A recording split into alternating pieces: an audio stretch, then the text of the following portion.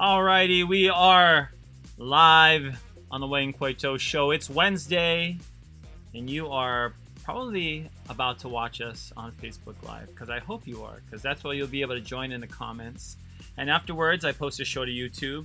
And now, for the last maybe 3 weeks now, we're on podcasting sites. So go find us, Apple Podcasts, Spotify, all your favorite podcasting sites. This very show, plus another great show called The Real Ones Podcast, where I bring in some of my boys and girls and ladies and friends and whoever else. But we're going to keep it real and talk about UH football, or, some subject related to college football or whatever, and just give you a chance to listen to something on your way to work or whatever. And this is one of those things as well, this show, the Wayne Coito Show, which is a visual show, and a lot of people would call it a podcast, but it kind of is one of those shows where, I encourage back and forth, so that's why it's live, whereas the podcasts are kind of just going to be pre-recorded. So tomorrow night, we'll probably have another podcast out really late tomorrow night, so it'll be just in time for a Friday drive into work, or during this pandemic, I guess people are at home. But we're going to talk to Fuchsia pretty soon. You can probably see her on the bottom of my screen. She's already going, but I got her on mute because we're going to let her just gather herself and just remember that great day in November of 2019 when hundreds and hundreds and hundreds of people, you can see that video and that picture, literally converged on Island Stadium. And even the Hawaiian Timers, by the time they came, that pushed it over, hundreds, probably over 500 people at least got to have come through there. Probably more. It was really epic. And we'll talk about that because that evokes memories of this UNLV rivalry, which has always been a close rivalry. Again, we talked about San Jose last week. We talked about, all the other schools the week before. And I'm not even live on Facebook yet, so I'm going to go live on Facebook. But everybody else is enjoying this, enjoying so far. But now I'm bringing in people on Facebook. And now that we have our friends in live on Facebook, we're going to talk to Fuchsia today, the Fuchsia. I bring her up on every show, of course, because, you see her at all the games as well, Kelly and I. So you can see the picture of the three of us, the three musketeers there. And we're just three of a lot of people who consistently go to road games. It's not only us three. There's a lot of people, and, there are a lot of great fans in this fan base, and a lot of people that I'm very, very happy to have met on the road. And some of those, or a lot of those people, we were able to meet again in UNLV at the UNLV game last year. So this game will always have big meaning to us, Road Warriors, and especially to one person, Fuchsia, the UNLV grad of all. She is actually a rebel, but since her days, even on campus, always been a UH fan. And obviously her family, huge fans, traveled to a lot of the games, went to the Sugar Bowl. It was only in high school. That's hilarious, right? She was only in high school at the Sugar Bowl.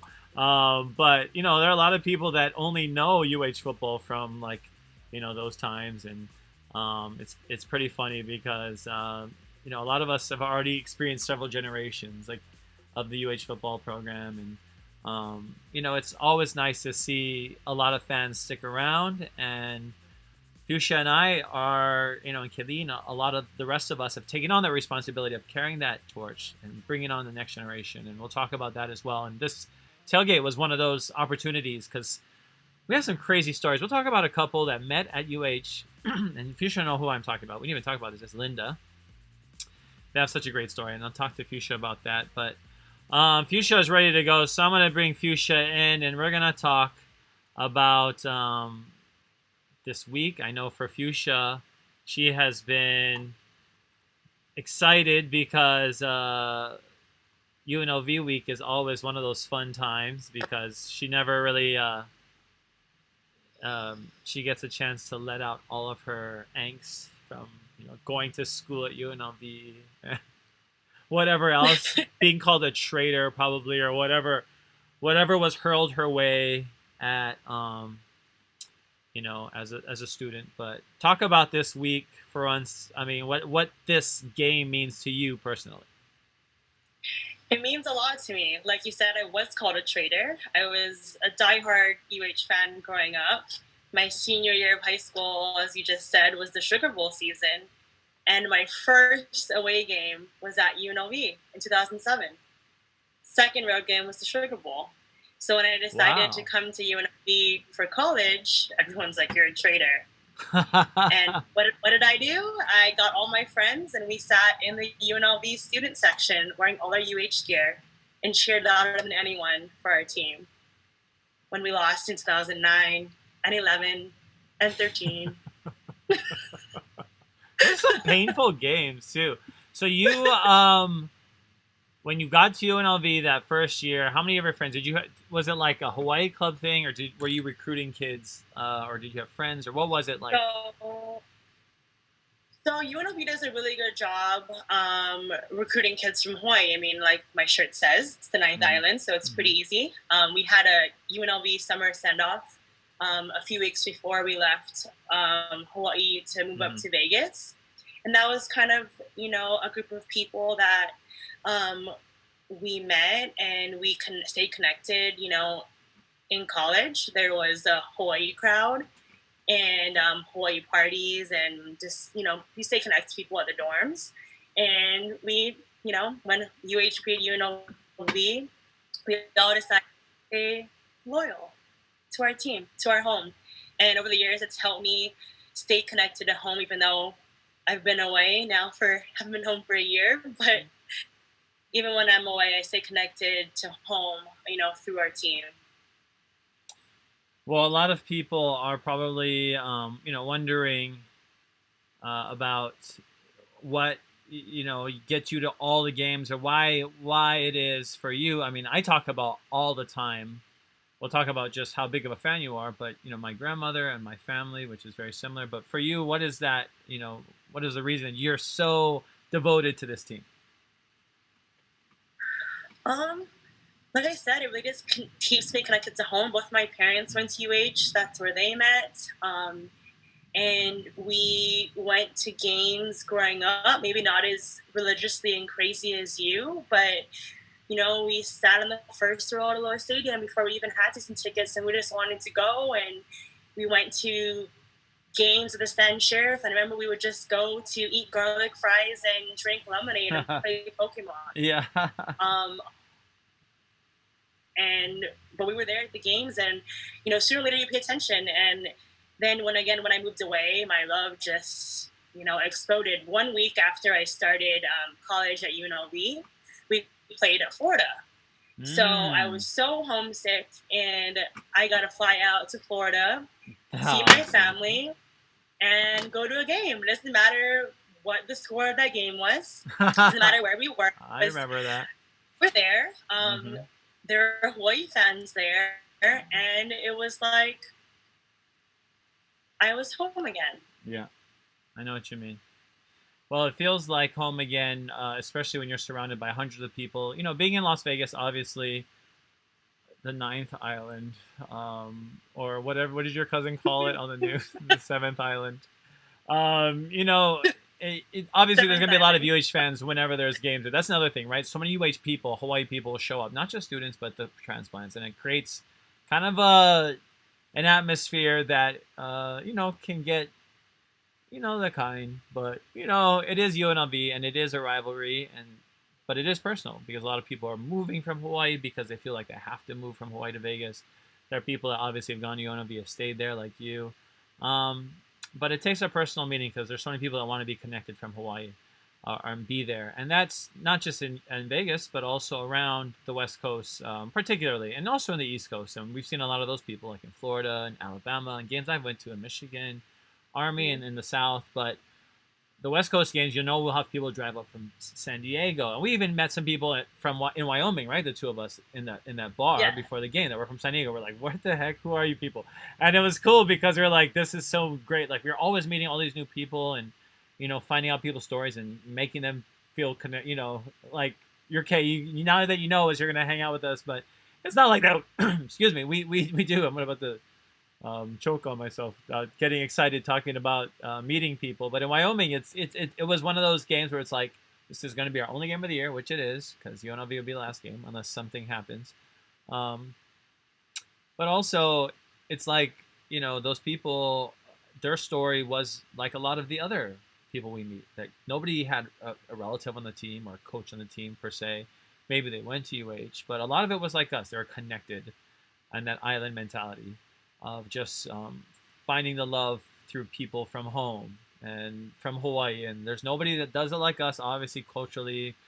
And the pigeon starts coming out from the people, and they start practicing when they live in like such highbrow places in Marin County and everything. No, I'm just kidding. But no, like it's cool to see people revert back to their local roots, and we've seen that every Mountain West city now that we've been to. And UNLV is though just that big reunion. It's like that's the one every 2 years, and it's still on track, I believe, for next year, which is great. But last year we had it at Sam Boyd, and now we're being told that it's possible the games could go back to Sam Boyd. But with that being said, wow, I don't know how you would top it. And just talk about just the when you remember that tailgate, what stands out the most to you? I just think back at it, and it was the perfect day from beginning to end. I threw a tailgate every year since I moved to Vegas. So 2009, 11, 13, 15. Mm-hmm. And then in 2017, we kind of started branching out a little more, and we had some people join us from the Warrior Nation group. And it was kind of cool just connecting with new people and meeting a lot of the faces that we saw online, and really just, it's an immediate connection. And when I think of Hawaii football, I think of family. Mm-hmm. And we're people, me, you, Kili'i, Ben, mm-hmm. we all met from going to these games, and we're family now. Mm-hmm. And Hawaii football gave that to us. And I think that's something that's really special. So going into 2019, No I Miss was the last tailgate at Sam Boyd Stadium, the last time we could do it. Like, we can tailgate there, where we have this big grassy area. Mm-hmm. I say grassy, but, pretty much straw this past season. They forgot to water it for like 2 months before the Hawaii game for some reason. And I just wanted to do it bigger and better than ever because I didn't know, looking back, in hindsight now, we have no idea when we'll be able to do something like that ever again. So I'm really glad that at the time it was to, go out with a bang at Sam Boyd, but now it's our last pre-COVID tailgate. Well, when you look at that tailgate as well, we have some pretty cool pictures there, and the aerials, you see like that table in the middle. So talk about just kind of like how the tailgate was formed. It wasn't just like everybody showed up. There was a lot of planning that went into it. So let's put it that way. And a lot of people threw in and pitched in, and just talk about though like the dynamics of it and that huge tailgate line that was there, potluck line.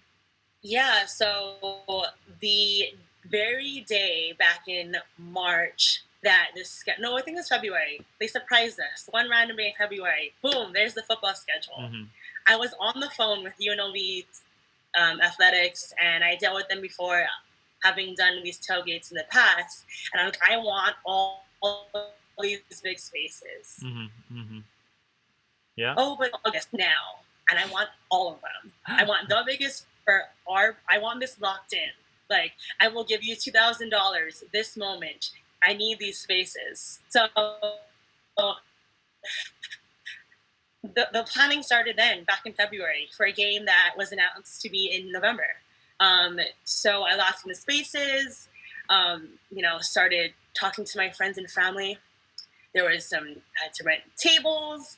My friend Jo, she's like, you should be the event planner. And I'm like, no, I do this because I love it. You do this because it's your job. But this was really a lot of love. And again, just bringing everybody together. My family flew up from California, from Hawaii.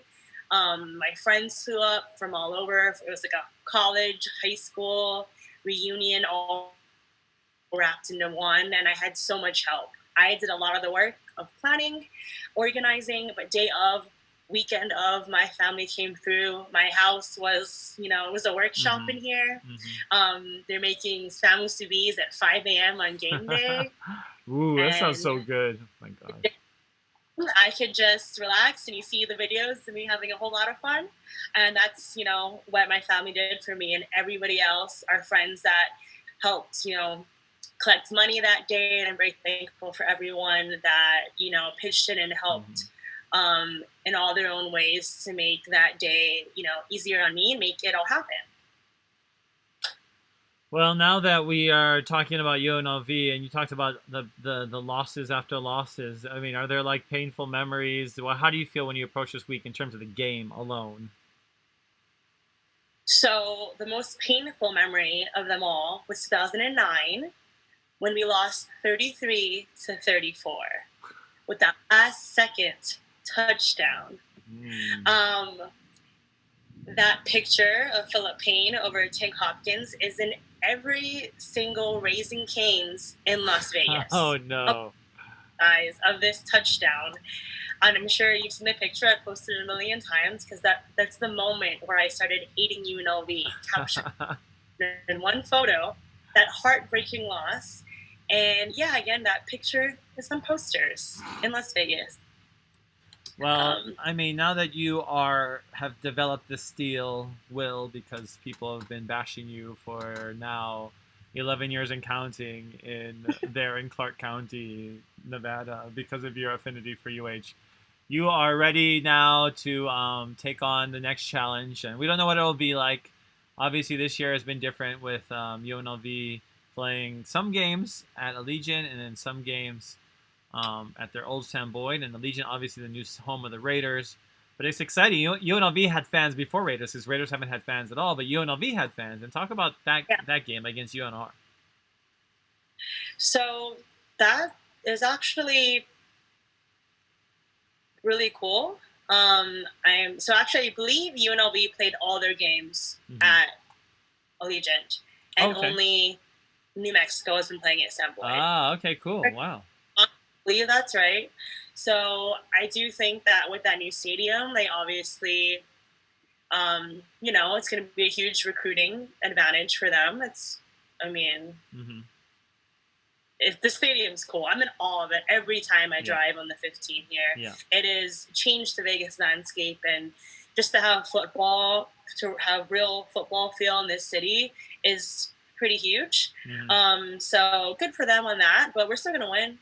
And we're still going to have the best tailgate at Allegiant Stadium.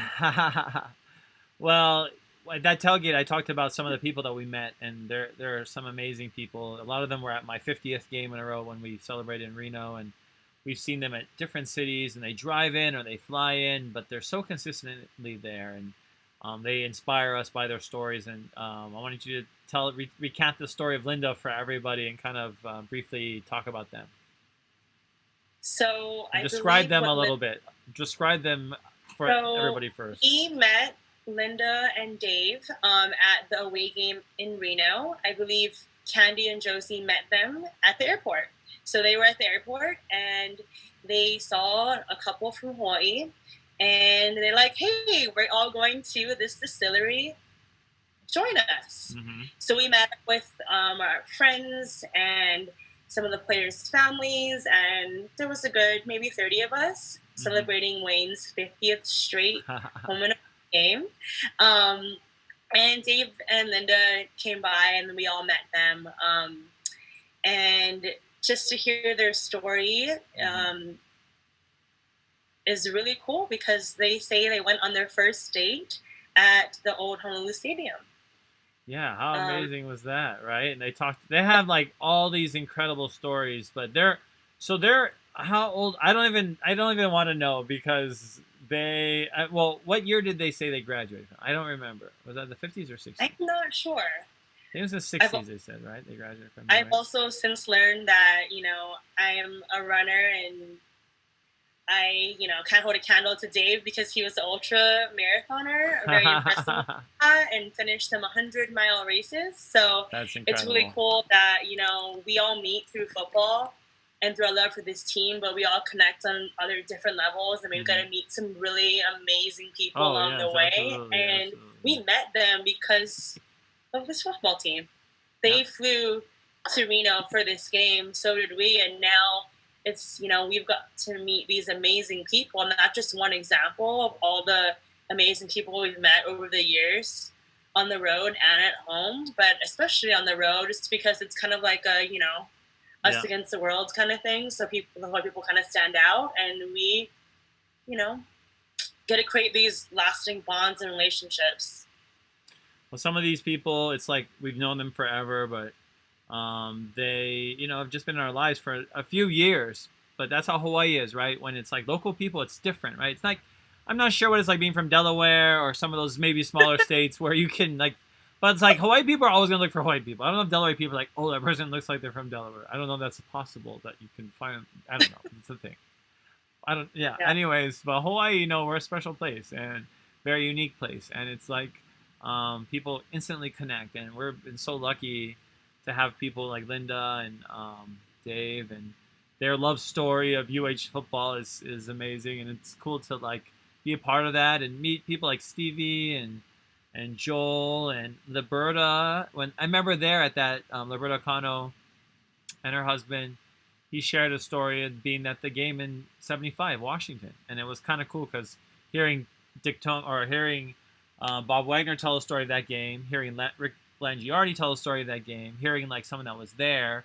It's kind of like another game, one of those games of football lore that's like we weren't born for, but yet to be able to witness anyways. But, there are people there that bore witness to it, and obviously it was different without social media and without the ability to be able to disseminate the game like it is now, right? We can get people out and get the word out. We don't have to like email snail mail and then find pen pals. Like we can just immediately connect with people. Yeah. But with that being said, I mean, what are you looking forward to? Because I know this year has been kind of a wash, which has been a bummer. But what have you learned about this year, and what are you kind of looking forward to for next year?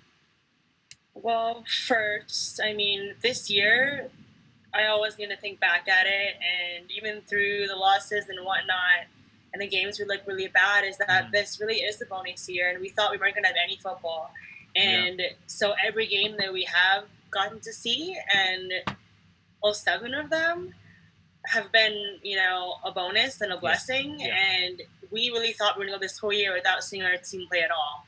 Those first couple of weeks, I was just heartbroken every Saturday. I'm like, oh my God, we're supposed to be in Arizona today. We're supposed to be in Oregon today. I know.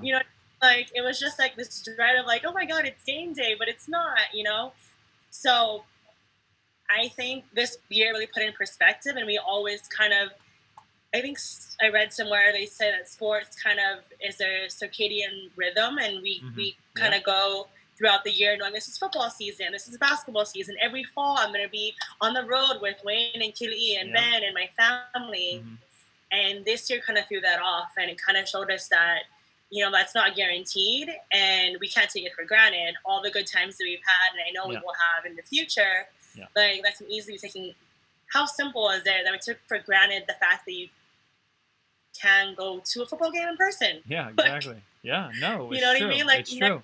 For granted, like, we're really lucky we got to go to that one game in Wyoming, and someone on Twitter wrote to me, I'm so sorry you had to sit through that. And I said, don't be sorry. We got to go to a game and see our team play in person. That's true. And I got to see my friends and my family, and we got to go to Laramie, and it was awesome. Yeah, it was. And watch the vlog. Watch the vlog for. I have to drop the vlog now because you had some very great classic moments from Laramie, like when you went to the diner when we drove in, and that's where we ate. The diner that was attached to the gas station. That was like the only place. Yeah, that's the stuff.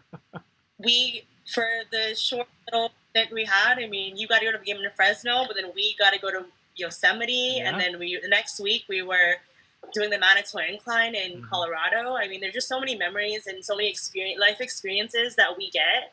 So when we first started traveling, my family had this little joke. I'm like, no, we have to go to the Sugar Bowl. It's once in a lifetime. We have to go to a game at Florida. It's once in a lifetime. We have to go to a game at Sydney. It's once in a lifetime. And we kept just seeing it.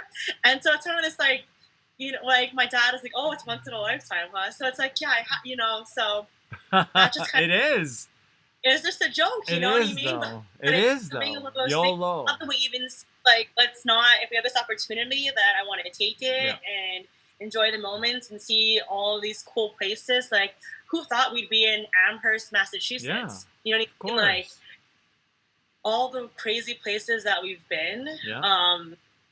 And it's really cool over the years. And like, I've got to see so much of this country and world because of Hawaii football. I mean, that's all the excuse that I need to travel. And we always say, no matter if we win or we lose or where we are, we're gonna have a good time.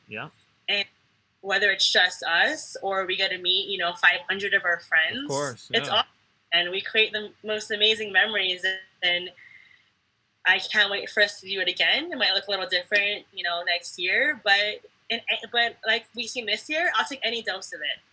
Even the fact that I gotta watch my team on my little phone, on my little app this week, I'll take it. There you go. We're not getting to see my team at all. Not having to pay for pay-per-view either. Dose possible that we'll get next year, and you know, hopefully things will return to a relative normal soon, and we can all be, you know, having a potluck tailgate for 500 people. Yeah, I think so, and I hope that we are able to grow, and through this year, the people that we connect through online, through the show, and Twitter and whatever, they get that, you know, feeling, a desire, that craving again, because sometimes people take it for granted, like you said. We take it for granted, and we go to every game. So, you know, I think a lot of people will. So we'll have to take advantage of that. But Fuchsia, thank you for joining me and joining us. And we're going to come and make sure we're all there at the Fuchsia Gate, UNLV, wherever it is. Hopefully, if it's at Sam Boyd, if it's at, we'll figure it out. We'll stay tuned. Stay tuned. Well, I care. Stay tuned. All righty. We'll talk to you later. Take care. Bye. Bye. All right. So that is Fuchsia, and she is, you know, getting ready for another long off season where she can only think about UH football, and she'll realize that 9 months away. So after this game on Saturday, it's always a sad thing to have the last game of the season, but it's also sad to not have a whole year of being able to go on great trips. And Hawaii sports fans here at Hawaii Sports Fans, you know, we've been around for 8 years. I've been doing trips, 5 Super Bowl trips. I've taken people 2 NFC Championship games, and I've personally, you know, myself been to all the tennis majors. I've been to the Kentucky Derby, and I want to experience all that there is as a sports fan. And I try and infuse that into Hawaii sports fans. And this show and a lot of the media that I'm sharing, a lot of this live shows and podcasts were born out of the fact that, hey, I can't take you on great trips for a little bit, right? It's just not in the cards. Possibly the Super Bowl, though.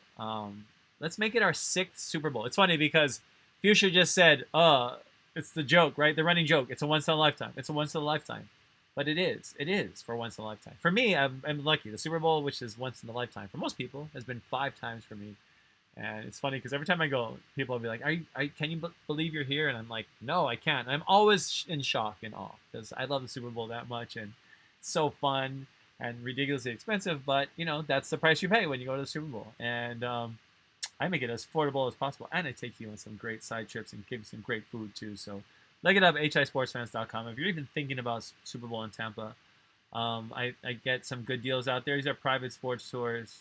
These are insider kind because I've been doing this now since Super Bowl 49 was our first Super Bowl, so I know a lot of the ins and outs, and it's very dangerous. The Super Bowl market is an incredibly dangerous market, so it's best to go with somebody who will take on all that risk, and I do that, and I take on probably way more risk than I should for an individual, and for a company, but I love this company. I love what we're doing so much, and I believe in the power of sport and experiencing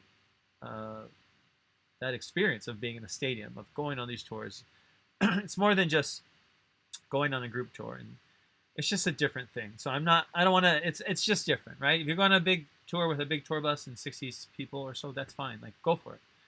Maybe one day I will, but for me, it's smaller, right? 12 to 15 people. Like Fuchsia, she was there on our tour in Army with her parents. We went to New York. We stayed in Midtown Manhattan. We stayed right on Theater Row, just blocks from Times Square. And we walked to Times Square. We got cheesecake at Junior's.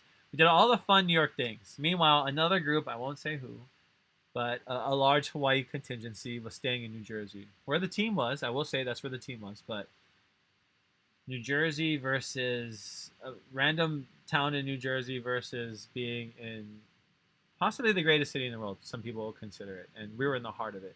And I mean, our hotel was right there. It was a great hotel. I drove and took us everywhere, and we're a great driver. But we also didn't have to worry about waiting for public transportation unless we wanted to, right? We took the 7 to the Mets game, took the 6 to the Yankee game. Oh, actually, the Yankee game I drove. I drove to the Bronx. I even drove to the Bronx from Manhattan, our 15-passenger van, and I parked in the Bronx. I'm going to make a little story about that. Maybe a TikTok. I don't know. But I wanted to continue our talk about UNLV and Hawaii, of course. The game coming up this week, it's Saturday. It's this UNLV team, 0-5, but it's UNLV. It's another rival. And I talked about this last week, right? I talked about how teams like UNLV are dangerous. They're teams that are not to be messed with. They're teams that are not to be taken lightly because they'll have some athletes. And this is one team that's proud to have a new coach, similar to UH, and attract some transfers. They have 2 from TCU that they got in the offseason, following Marcus Arroyo, their new coach. So Marcus Arroyo, I think a lot of it starts with him, and he's a guy that most notably at Oregon as the assistant head coach and offensive coordinator. So everybody's thinking, wow, the guy who mentored Justin Herbert, and he's a guy that is obviously pretty well has a foundation in football. I mean, since he graduated from San Jose, which is kind of cool too. He's a Mountain West bred guy. He was a 3-year quarterback at San Jose State from 1998 to 2002. And from there, he just worked his way up. San Jose State, Prairie View A&M. And that's what you got to do. You got to go all over the place sometimes, right? When you're trying to break into the industry, and I can respect guys like this. 17 years it took him from graduating to getting his first head coaching job. And that's actually not that long. I've been going a lot longer for a lot of things, but it is a part of that grind, that hustle. Being a coach is not easy. So, and these Division I jobs, doesn't matter. They're Power 5, whether they're Group of 5, whether they are right in the Mountain West. It don't matter. These jobs are in high demand, and they will, attract a lot of people. And I think Coach Graham is testament to that. A guy without connections to Hawaii previously. And that's something we think about all the time, right? Like, who would want to come to Hawaii? But it's really an attractive job. It's an attractive place. Hawaii is an attractive program. It's a great program. It's a great program to support, and with a good foundation, surrounded, by the most beautiful place in the world and a beautiful culture. So that's something that I always think to myself, like, how are we not leveraging those things sometimes? Because that's what makes Hawaii different. That's what makes Hawaii unique. That's what makes Hawaii stick out from the rest of the country, the rest of the Mountain West, for sure. We go to a lot of cold places. I think to myself, how lucky some of these fans if they go all the games, and they can just go games at go to Hawaii, go to Fresno, go to San Jose. Like, that's not too bad, but Hawaii obviously is great. I mean, it's amazing to be able to say as an away fan, especially if you play in the West Division, that you basically go to Hawaii every other year, like 2 trips to Hawaii guaranteed. And if you're in the other division, you're at least going to guarantee 1 trip to Hawaii. Like, that's pretty crazy. That's a good recruiting tool. Like, it's a fun trip. Like, even if they're staying in the hotel or whatever, it's a great trip, and it's great for the fans, not just for the student athletes, but to attract a great fan base. And that's something that I think in Hawaii we have a very underrated traveling fan base, and we always take a lot of people. I tell people that all the time. I mean, you see that at like the Big West tournament for sure. And even though we're in the heart of Southern California, Long Beach State is here, UCI is here, obviously Northridge. Right here in LA, Riverside, driving distance kind. Hawaii's still going to show up with just as many fans, if not more, just because of how far the reach is of UH. And not only in its alumni base, but in just expats from Hawaii who have an identity that is wrapped around this program. Like Fuchsia said, it's like a chance to be home. Even if she was going to Gainesville, Florida to watch Hawaii in 2008 play University of Florida, I was there. Tim Tebow was in that game. Urban Meyer was the coach of the Gators, and they won the national championship that year. So, those games didn't exactly go in our favor because we would be talking about those games way more often, obviously, if they went into UH's favor. But nonetheless, they are fun. Of course, when I went to Michigan, right, I wanted to be Appalachian State and walk out of Michigan with this amazing win. But we lost 63-3. Like, that is sometimes hard to fathom, a beatdown that much for some people. Like, that's what it takes to be a fan, a super fan, if that is the chance, is the ability to take beatings as a fan, whether it's from other teams, whether it's from your own team, whether you're crying from sad because of watching what you had to see your own team do on the field. It's hard when you wrap your. It's not like Hawaii wins every year. It's not like we are champions all the time. It's not like we're Boise. Right? And it's nothing against their fans, but it's harder when you're a fan of a team that is not winning all the time. It just is. And it's nice now, for someone like me who's a Chiefs fan, it took 30 years to win the Super Bowl from when I became a fan. It's 50 years for people who've been waiting, and that's the kind of wait sometimes that makes it worth it. It makes it really fun. Like for me now, being a fan of the Chiefs, of Derek Thomas and Christian Okoye and Neil Smith and Joe Montana and Marcus Allen, all the way through like Tony Gonzalez and all these people that I love through the 2000s. And then Mahomes coming, obviously. Mahomes is still writing his story, but it's an amazing story already. And that's the kind of story that not just can be wrapped around professional football, but any team, right? And for me, Hawaii football is my number one team. More than any pro team affiliation, Hawaii football is my number one team because of my identity surrounding, wrapped around the program. At the core of the program is Hawaii, is our culture of aloha, of local people who helped to build this program when it wasn't Division One, when they were playing high school teams. And it took buy-in from the community. And now we're going to need more of that, even more buy-in. People that are positive on the future of this program. So I think for the school as well, they need to really take this seriously in terms of what they do in the offseason and what they do in these upcoming basketball seasons that, hopefully they all go very well, but a chance to attract new fans and to have people that are willing to, donate money, do whatever it takes to keep the program going, because it's going to be tough, especially in these next couple of years. It's going to be rough. And the program is not in a position right now where it can just sit back and kind of just watch where the cards fall, because they've been doing that for a long time, especially with the fan base. When you see less and less people buying season tickets for football, which is a great metric right there, season tickets. And that's why I encourage everybody to buy season tickets, even more than donating. I think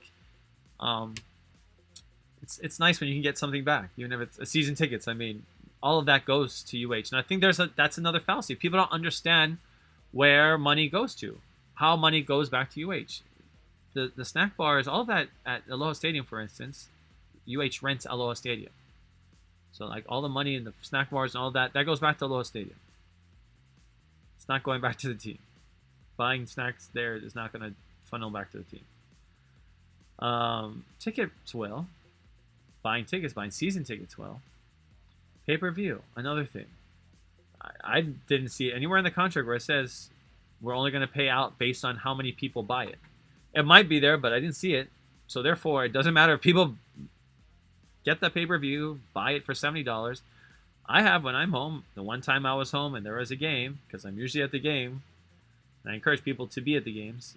Many road games like me, you don't have to go to every game. I've been to 62 straight games, and now the games that I physically or was actually not permitted to, either as media or a fan, those games, there's been about 3 of those. So I'm usually at most of the games, and I can tell you that it would be very prohibitive for me to watch games if I had to watch them in UNLV or on pay-per-view, PPV, every single time. It was a home game, especially this year when there's 6 of those games on pay-per-view. That's $420 for a season, and that's a lot of money. So I don't think that people should feel bad if they can't afford the pay-per-view. It's expensive. It's cost prohibitive. At the end of the day, and that's going to affect the fan base. That's going to affect how many people are, being able to catch the games live. Kaveh says, my first game, epic tailgate. I'll never forget meeting every game Wayne and Fuchsia-thon. Yep, Kaveh was there. Sean says, tailgate of the decade. Yep. Yamamoto says, it was all right. I couldn't find water since I don't drink alcohol. Fuchsia said, we agreed. We used to travel with the big tour groups, but then we started traveling with Hawaii sports fans. That's right. Awesome tours in New York and Seattle. Yes, Fuchsia was there. In Washington, we went to eat pho. And how many of your tour guides that speak Vietnamese? Nói tiếng Việt Nam để ăn phở. I can take you yak để ăn phở. I can lead you into tiệm phở to go eat Vietnamese food. That's a very strange thing about me when I take people, right? I try to give you as much of a cultural experience, and we stayed in the international area, also known as Chinatown in Seattle, and we had to get some good pho, and I got to talk to some cool people, and that was really fun. We got to win this weekend, like Sean says. Yes, a loss would be catastrophic. A loss would be catastrophic. A loss would be very painful because, this UNLV team is not going to go down without a fight either. It's their last game. They don't want to go down winless. Heck no. No team wants to go without a win, and they will scratch and claw. This is their last chance till next year. So the stakes are really high for them, and I think we can't underestimate that. So when I look at this game, the trophy, and think about last season when I got on the field and then Fuchsia came down on the field, you'll see that video on her Twitter, and she runs on the field and she's there. So if you see a photo on her video, you'll see a really great photo up close with Cole McDonald holding the trophy because Fuchsia was right there, circling and getting yelled at by security, which was hilarious. But that was a great day, and we had so many great wins last year, and this year we know is going to be a growing year, and we don't expect a lot, obviously, but we want to be competitive. And this, right now, being 3-4 and having a losing record, we cannot be 3-5. I mean, 3-5 would not be good. That would just not be good. And to think that we were, possibly could have, luckily we beat Nevada, which was a tough win. So we had tough, beating Fresno at Fresno. So we want some tough games. So it's not like we didn't slug out some wins, but 4-4 is better, much better than 3-5, a lot better, right? Rolo's first year, 7-7, and that was a great season. I loved 2016. I mean, we started in Australia, kind of lost big to Cal up there. Melky Stovall, who's now on our team, was a receiver on that Golden Bears team there in Australia when we played them. And then that was the same year we got blown out at Michigan. But we also had big wins that year too, and culminating in a bowl game, the Hawaii Bowl, and beating Middle Tennessee State. That was a great season. That was an awesome season, 7-7, and we can look back and say that was a great transitionary year. 2018, not as great of a year, unfortunately, because we weren't able to get a winning season that year, or 2017. But sometimes it takes that's just the weird shift when you're shifting players and personnel from one coach and his style to the next. We see that's going to happen. We talk about that. Look at that post game. Go look at our podcasts. We talk about or the post game show. I put it on the podcast sites as well from this San Jose game. San Jose just had a lot of talent, and I talked to Steven Tsai about this last week when I talked about how we underrate, and just as a Hawaii fan base, I think we tend to underrate San Jose, and a lot of people went into that game not expecting San Jose to do what they did, and they absolutely proved to us and proved to everybody that they should be considered one of the elite teams in the Mountain West this season, and I think they did. And I wish that they had their chance against Boise. I really wish they did have their chance against Boise, because Boise, I think it's Boise, and it's still going to be a strong team, yes, but San Jose has some guns, and they have some talent that can match up with Boise, and I think that is something that is pretty rare at San Jose, and they have great coaching, and they're together, and I knew they were going to play like that. I just knew it. a lot of people are really underrating or saying, some of San Jose's games were just cheap wins, and that's fair. But I think culturally, when you look at the cultural shift there, San Jose has been really impressive.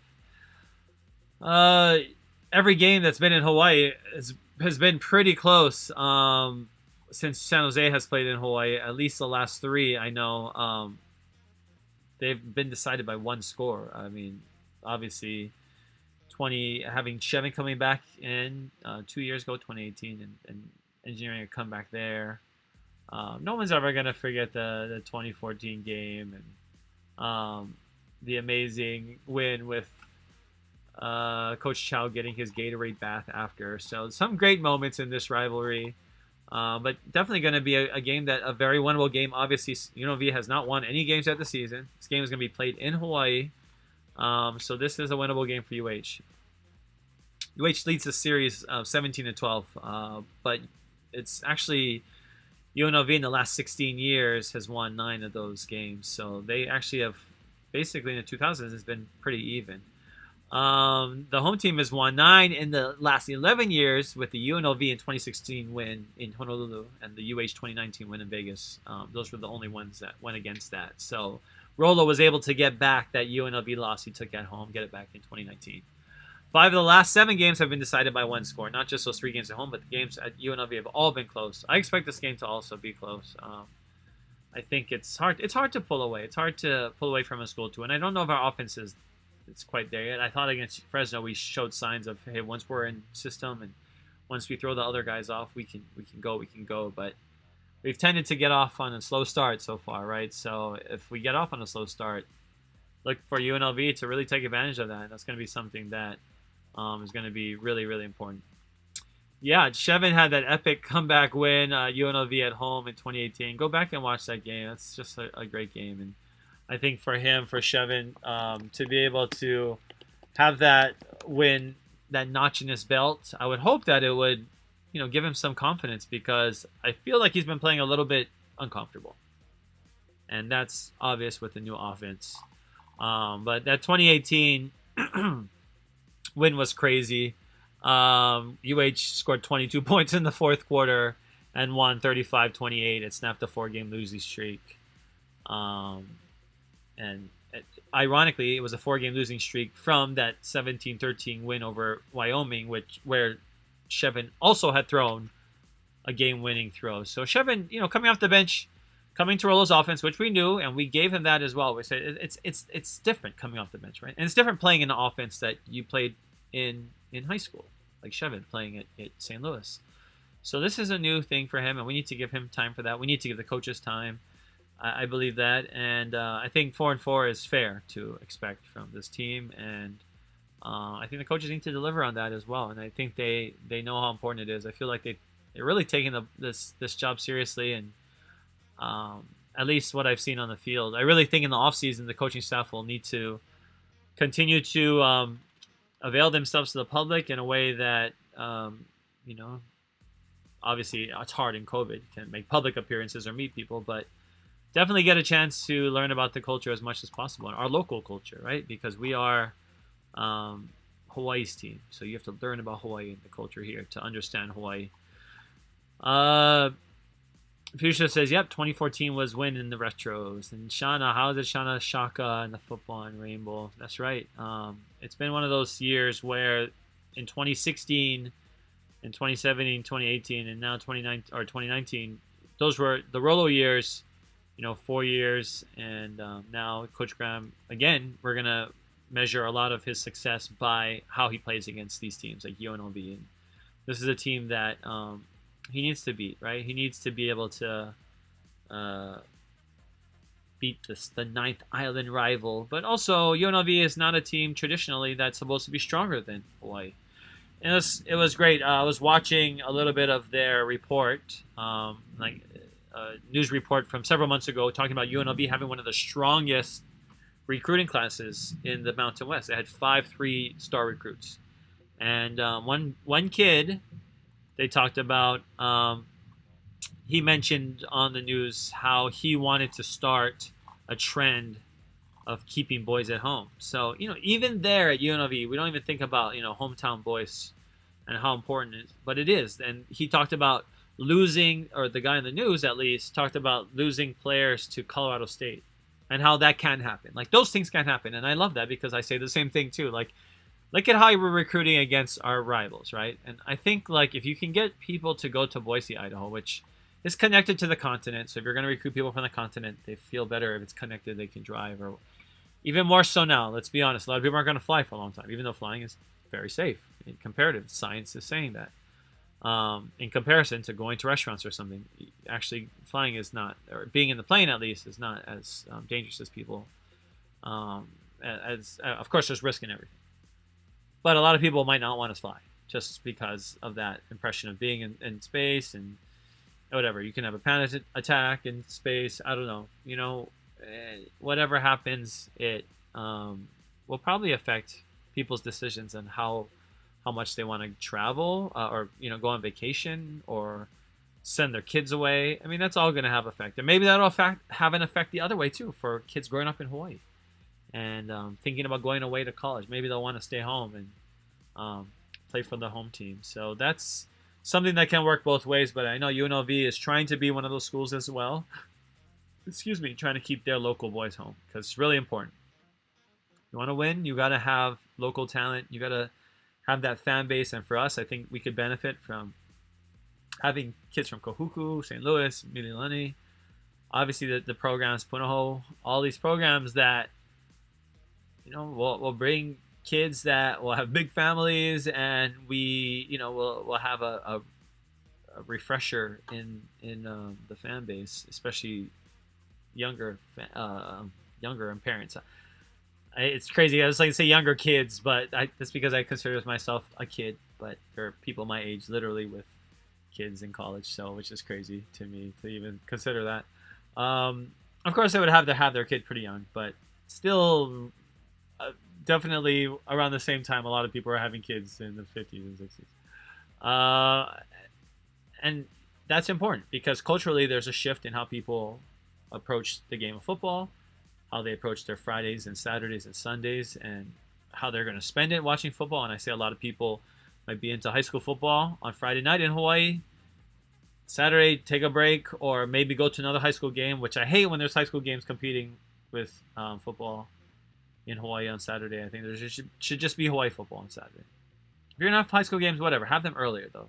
Hawaii football should be centered because it's a great community event as well. And that's why I'm telling you, the team is an identity center point. It's not just the sport alone. It's the team. It's the program. It's the idea surrounding the program, right? It's the essence of Warrior football is cultural knowledge passed down for centuries in modern Hawaii, and how that team has been affected by all of that as well until today. And it sounds crazy and deep, but it is. If you look at the faces of the program and the people have come through, and entertainers, politicians, people have done a lot of great things who played on this football team. It doesn't matter if they played football, right? Henry Kapono is not going to be known for playing on the football team, but that's what he did, right? Playing on the UH football team. They know him as a musician. So this team is setting us up a lot of people for really great jobs and in the private and public sector where they can be leaders, and that's where UH football should be. And it's shown in the hiring practices that if you stay in Hawaii, you get especially for school, especially play at UH, you get a leg up on some jobs in Hawaii, and that's just natural. And I think that's something that's important to think about when, for kids in Hawaii, when they can consider, or when they have a school in the mainland that's considering them, but they don't know. And I can tell you that if you have an aspiration to play at the highest level in the NFL, and we say this to all the college, and this is just by the statistics alone. This is not from me having played Division I, which I have in football, or anything high, super high level of football. But I know what the numbers say, and they say that while yes, you can have a good chance of, probably a better chance if you go to a Power 5. Other colleges have proven, non-Power 5 schools have proven to put out NFL draft picks as well. We talked about Mackenzie Milton, and Well, listen to that podcast, the Real Ones podcast last week. We're gonna have a new one tomorrow, but last week's we talked about Mackenzie Milton and how much he really wants to go to Power 5 school, which makes sense, right? He doesn't want to be at UCF, so he's like Central Florida, and Dylan Gabriel looks like will beat him out the job anyways. Like it's Dylan's team, and Mackenzie's looking for that Power 5, and I get that because a lot of their success at UCF was dampened by the fact that people said, well, UCF is not in the Power 5 in their schedule and blah, blah, blah, even though they beat Auburn in the Peach Bowl pretty handily. And I think that monkey on his back of always feeling like, inferior in some way because he didn't play in a Power 5, I hope that doesn't have an effect because I think Mackenzie Milton has had a great career, and his injury is going to be the one thing that's going to be, hard to manage. Either way we're looking at it. But given his athleticism, given how determined he is, I think he can make the NFL. But just because he goes to a Power 5 doesn't necessarily mean that will help his case for the NFL. He could come to a school like UH, doesn't have to be UH, where obviously Shevin will be back next year as well. He could push Shevin. He could take over the starting job. He could, whatever. I'm not saying he's considering UH. I'm just saying that shouldn't be left out of the equation for any football player from Hawaii anyways, period. But he could also go to Power 5 and take a lot of hits if it's a school that doesn't have a great line or damage what he's done. Because I think the numbers he put up at UCF, and had he not got hurt, I think he, definitely had a great chance of playing the NFL. And, I see him more like a Taysom Hill type of guy, but I think he can lead a team as well as quarterback. But Taysom Hill having that, he's leading his team as quarterback as the Saints right now, even though he's used all over the field as a utility man, right? Receiver, punt returner, even on defense. I mean, he can play anywhere. He's Taysom Hill, and I see Mackenzie is the same type. I mean, just a really stud athlete. But we don't know. We don't know what it's going to be like for him, and it's a lot of these kids don't know when they leave high school anyways. They don't know what they're getting into, and I didn't know when I went to college. I was just like, whatever, I'm 18. I think this is the best school for me, and I'll play this and whatever. A lot of kids, sometimes they'll make the choice and come back. So I see that with UNLV and with a lot of those kids that had to move to Vegas, and I think that's a huge pipeline for this UNLV rivalry, particularly in the future, is getting that UNLV pipeline or that Vegas pipeline of people from Oahu to the Ora Night Island, the fake island, not a real island, Vegas, and so many people leaving and their kids. Now we have a lot of kids who have grown up in Vegas and were born, never lived in Hawaii, but grew up to a local family. And those are the type of kids that would love to come to Hawaii and love to play at home. And we see them, right? We see our family and friends that, maybe live in Vegas, how much they would love to come home. Sean said expensive kind, but I'm not sure what you're referring to, Sean, so you have to let me know. And I think that this rivalry, we're going to see a lot of names like that too. We're going to see a lot of Polynesian names, local names. We're seeing that in the Mountain West more. Kids from Hawaii, playing starting linebacker, the two linebackers for San Diego State. Like, that's just crazy. To me, that's where the real battle is, right there. So yes, I agree. Like, kids are like, I'm gonna go to Alabama, I'm gonna go to Tennessee, whatever. I'm gonna go to Stanford. I mean, whatever. Like, that's for sure. Like, you're going to UCLA. It's hard to say, okay, come to Hawaii and turn down. Come to Hawaii, turn down Washington State. I think you can say that. Sorry. Or Oregon State. There's some schools that I'm like, I think you can kind of turn down. But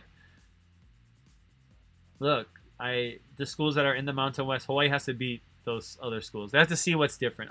Just leaving the island is one thing. And that's a big thing. Obviously, for a kid like me growing up on this island as well, leaving was a major part. So I'm not going to act like that's not. That's just a thing for kids growing up in Hawaii. You just want to leave. You just have that desire to leave and see something else. But football, especially if you want to play in the NFL, play at home.